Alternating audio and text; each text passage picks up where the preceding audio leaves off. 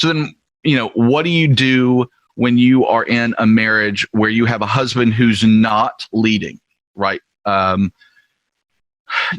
couple of things I would say there. One is just knowing what your expectations are in leadership, right? And making sure that those are communicated in a kind, gentle, winsome way.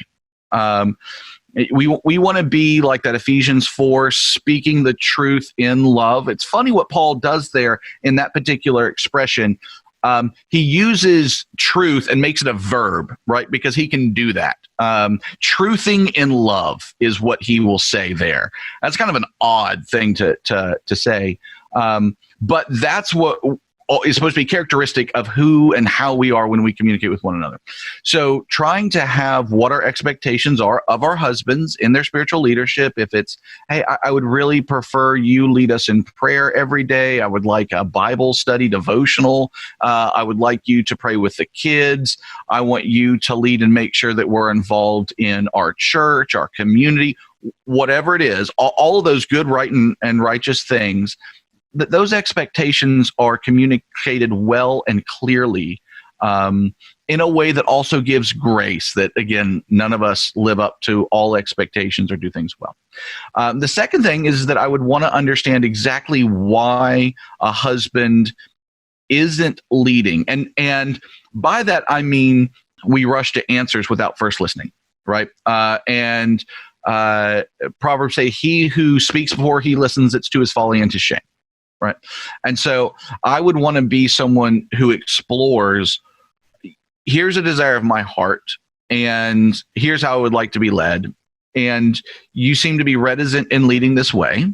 And so would you just help me understand what it is about that seems maybe scary or frustrating or whatever it is, in a way, again, that's kind and gentle and gracious.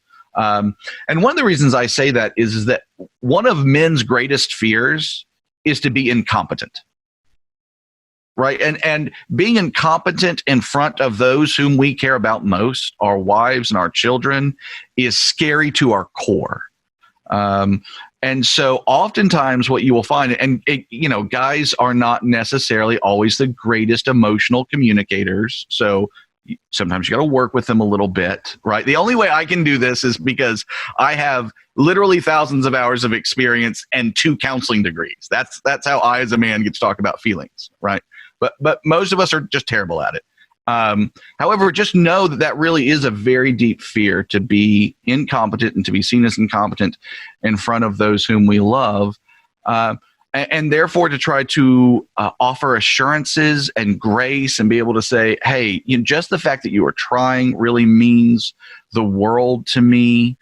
It really encourages me to see it.